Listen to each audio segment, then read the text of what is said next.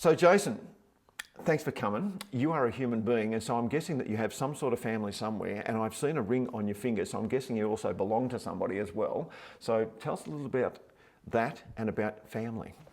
Yeah, look, I've been married for 23 years to Brianna. We've had a rough journey along the way. We haven't been able to have our own children. We've got a young, we call him our son, Micah. He's 24 now. Tell us a little bit about what you do. Yeah, look, I work in mental health.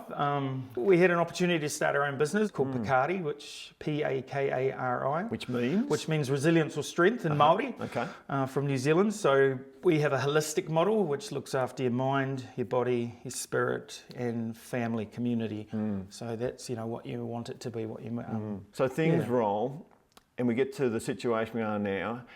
And we know that you were diagnosed with cancer. So tell us how that came about, how you found that out, and what it was like in those early few days and weeks, even hours, probably, Jason. Yeah.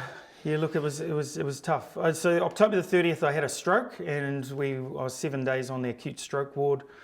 And the doctors, said, we want to get to the bottom of it. You're 49 years old. You shouldn't be having a stroke at that age. We'll find out why you had it, and we wanted to know the answers, and they couldn't. After all tests and stuff, they couldn't come up with anything. Yeah. They just put it down to a weak artery from birth, and I didn't buy that. I thought that was a cheap cop-out.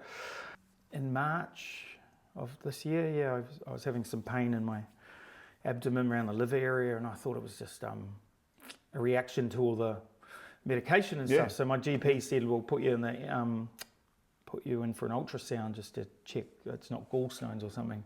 Wanted to rule that out. And so, I went through the ultrasound, and then GP rang me and said, you need to come in and we need to put you on the CT scanner, which gives a better image. And showed the pancreas and liver.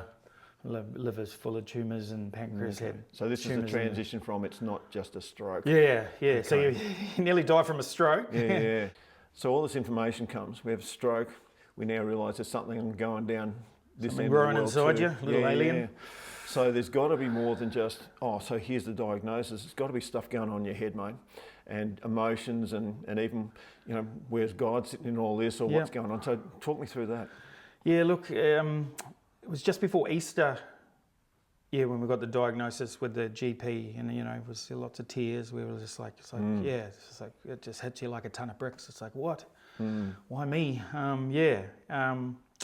We were due to see Adrian Fox. The only appointment we could get with him was a week later. So we had a week of just not knowing anything, just sitting and just sitting with it. That must have felt like about a year, mate. Yeah, and my dad and stepmum came over straight away from New Zealand. It was amazing. They came straight away, and were there with us through the whole journey, just going and seeing the doctor the next week. And he said he couldn't operate on it because it's just stage 4. It's been sitting there for 6 months, festering away. And pancreatic cancer is one of the hardest to find. It doesn't, like my blood tests, everything was showing up fine. Energy levels were, I was fatigued all the time. I was tired all the time. So emotions were, just all over the place.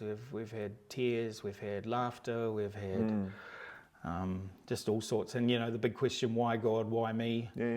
So much more I want to do, and so much more ministry, and so much more help to people I want to be, and just imparting to people. But so Jason, the reality is all this stuff's going on, and I know you're saved, I know you're born again, which is wonderful. But the reality also is that this is going on, and we are human, so it must go from here to here, from here to here for you and for Bree. Tell me a bit about that, mate. Yeah, look, it's you have moments. It's just you've got to let the bathwater out, and just have a cry and just let the emotions go, and it's all part of being human. And you're dealing with the flesh and you're dealing with the spirit, and the spirit's going, I'm doing well, but your flesh is failing and falling apart. Tell me where there was something that was incredibly low. I suppose it's the times when you are by yourself, and you don't have the people around, and you don't have your wife, and you do feel a bit isolated. But also I do. Those are the times I know God's there. I feel His presence, and that loneliness, and that you feel like you're being abandoned and stuff. That stuff can creep in and kick in, and it's sort of it's knowing that God is there, and holding on to that. Praise God, I haven't suffered. Like at the beginning of this whole journey, I said to God, I just don't want any pain and suffering, and He's answered that. Wow. Like the pancreas and liver are full of tumours, but it's a little bit of discomfort there. But I'm not suffering. I'm not in pain. I don't have nausea and vomiting. Can I ask you about your small group and people around you? Yeah. Look, our small group has been the best. They've been phenomenal. Like they came around on the weekend and helped do our garden and just get rid of a whole heap of rubbish. They've just been phenomenal. They've been so cool. If you're talking about them as a micro bit of the body of Christ, what sort of stuff spiritually have they done for you, mate? Where have they been a support there? Upholding us in prayer. Just people have been bringing food around. It's like, we don't need any more food. I can't eat. And then that's the thing, your diet, you feel like you don't want to eat sometimes. And then do you want my address, mate? 'Cause I know some of those people, they're good cooks too. Yeah.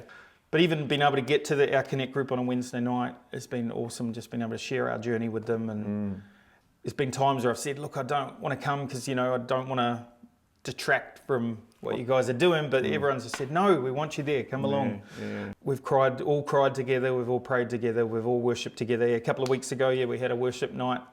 It was beautiful. It was amazing. It took me back to my youth group days. We used to just sit in the lounge with 30 kids with just an acoustic guitar and just singing I Exalt there and just worshipping Jesus. And it took me back to those days, which was really cool. And then the following Sunday after that worship night, I was like, I can sing, because I was worried that my voice was because I hadn't sung for ages and my voice would be tired. But God used me, and it was great. The fact that we hadn't seen you for a while, but you're with the worship team and you're singing, and people know your situation, they knew your situation, and they love you, obviously. And the singing that came and the worship was like crazy. Yeah, it was beautiful. It was awesome. Those are God moments. I love those moments. I just love being in the presence of God. And one day we're going to be in there forever. But just God giving me the strength to do that was just phenomenal. It wasn't about me. It was about Him. And I've had so many times in my life where I've been singing or worship leading or just doing something for Him, and it's like, wow, that wasn't me, that was God. And it's all about Him. But I just love seeing the body together worshiping, and I like being an example. And so it's not going to get easy from here, and we know that. So where's your heart at? Look, I think, the thing that's God's really spoken to me and Brie about is, peace of God, peace that passes all understanding, that your brain can't fathom it. It's like, why? I shouldn't be feeling like this at this time. But it's just trusting Him daily. Every day's different. And it's just knowing that God's in control and that He's got our life in His hands, and we can trust Him. He's a loving Father. He's a loving Dad that wants the best for His kids. I don't know what the outcome of this is going to be, but the amazing fruit that we're seeing come out of this whole situation is phenomenal. People questioning their own faith and their own walks and their own mortality. My wife died 5 years ago, and I remember the thing that's still stuck in my mind, and I'm betting this is you too, mate, is that one day she says to me, I can't feel Him, I can't feel Him, I can't feel Him, but I trust Him. There must be that element in those times. Yeah, definitely. I mean, we don't feel the presence of God all the time. Just knowing that He's always there. Like my whole life, He's always been a part of my life, and I can never ever deny God's existence or ever walk away, because His fingerprints are all over my life, and He's got me in His hand. And have you thought about heaven during this time? Yeah, I have, and I just can't wait to be worshipping with the angels and just seeing Jesus face to face. It's going to be amazing. But I've been a bit selfish, and I'm thinking, I'm only 50 years old. I want some more time here on this earth, and I've wrestled with that. It's because it's like I don't want to leave my wife. I don't want to leave my family and stuff. But it's just trusting God and knowing that it's all in His hands and in control. And I just want my wife and my family to go on for God and just love people and love God. That's all I want. So it's meant to be you that's getting upset. I think it's close to home, isn't it? Yeah, it is. Well, when you're looking at your own mortality and it's been a joy and great sadness as well to watch your journey, but to be so encouraged by your faith in God, your struggle. Bless you, we love you, and we love your wife as well. There's plenty of life in you and people that'll be watching you, and things that God will do in your own life, as He has already done in these last few weeks. So I really appreciate you coming and speaking to us, mate. And I don't even know if they'll catch this on camera. Love you, buddy.